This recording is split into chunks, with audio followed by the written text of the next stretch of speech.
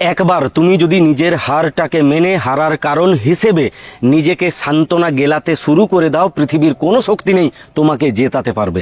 একবার তোমার মাথাতে যদি এটা ঢুকে গেছে ওই মানুষটা তোমাকে ছাড়া ভালো থাকতে পারবে, কিংবা কোনো বিশেষ মানুষের তুমি অযোগ্য, তুমি যোগ্য নও, তুমি দেখবে না তুমি তার যোগ্য হতে পারবে। আর যে মানুষটার জন্য তুমি ভাবছিলে না তোমাকে ছাড়া ভালো থাকতে পারবে, ও তোমাকে ছাড়া হাসতে হাসতে পুরো একটা জীবন কাটিয়ে দেবে।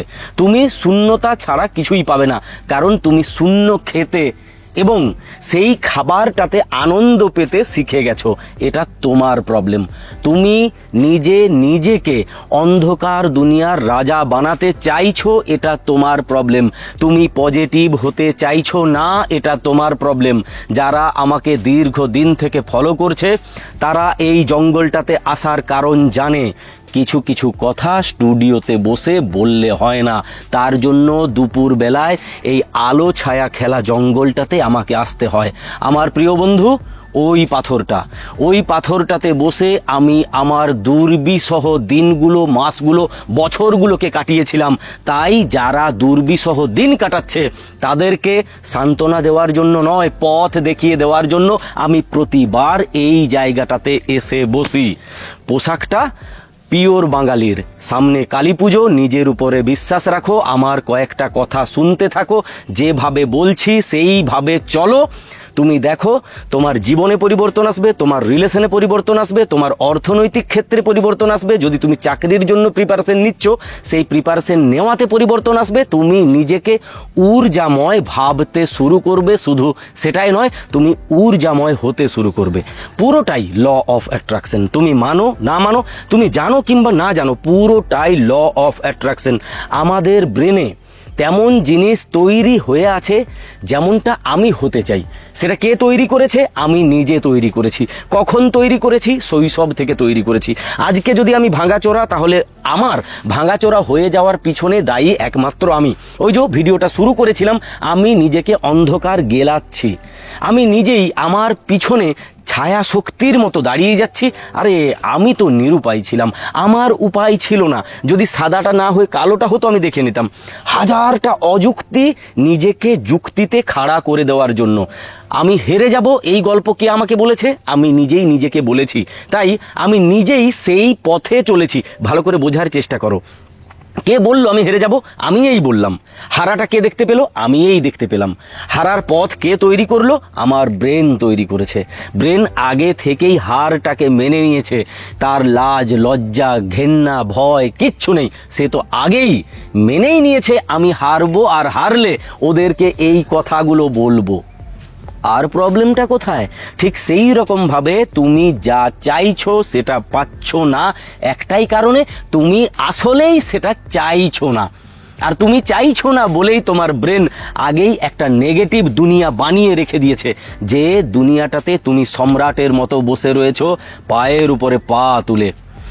আজ থেকে যদি পজিটিভ তোমাকে ভাবতে হয়, তাহলে পৃথিবীর যে কোনো মোটিভেশনাল স্পিকারের বাড়ি চলে যাও, যে তোমাকে মোটিভেশন গ্লাসে গুলে খাওয়াতে পারবে তার বাড়িতেই চলে যাও। তুমি দেখো তাও কাজ হবে না যদি তুমি না মেডিটেশন করো।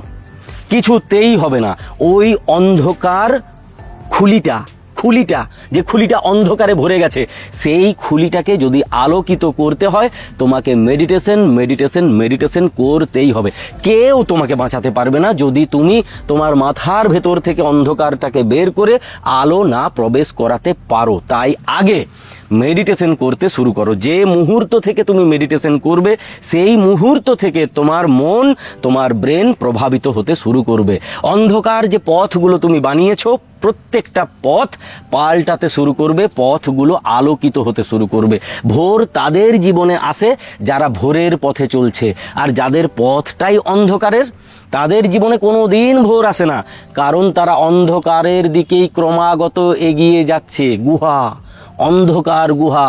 পৃথিবীতে আলো ফুটলে তার কি বা এসে যায়? যে গুহার ভেতরে প্রবেশ করেছে অন্ধকার, আরো ঘনান্ধকার তোমার ব্রেনটা হয়ে যাবে যদি তুমি নিজেকে নেগেটিভ গল্প দিয়ে ডুবিয়ে রাখো, ভাবিয়ে রাখো। এবং নেগেটিভ গল্পগুলো কেমন জানো তো? অনেকটা পুরানো চুলকানির মতো। চুলকোতে বেশ আরাম লাগে, তাই ওটাকে সারাতে ইচ্ছে করে না। যখন মন চায় একটু দুঃখ দুঃখ খাই, একটু দুঃখ দুঃখ পাই, একটু দুঃখের সাগরে ডুবে গিয়ে নিজেই নিজেকে কাঁদাই, তখন ওই চুলকানিতে আমরা চুলকে যাই, আর চুলকে ওই বিন্দু বিন্দু বিন্দু বিন্দু রক্তকণগুলোকে দেখে আনন্দ পাই। এটা এক ধরনের এডিকশন। এই খারাপ থাকাটাও এক ধরনের এডিকশন। কত লোক তো দেখছে আমাকে, যারা কাঠকুড়োতে এসেছে দেখছে আমাকে, আমি এখানে স্বতঃস্ফূর্তভাবে ভিডিও করছি। কেন? এটা আমার সাম্রাজ্য। আমি শৈশব থেকে এই জায়গাটাতে রাজত্ব করেছি। কাদের সঙ্গে? গাছেদের সঙ্গে, পাখিদের সঙ্গে, আলোর সঙ্গে, বাতাসের সঙ্গে। ওরা কারা? ওরা আমার দুঃখের দিনে ছিল না, ওরা আমার আনন্দের দিনেও নেই।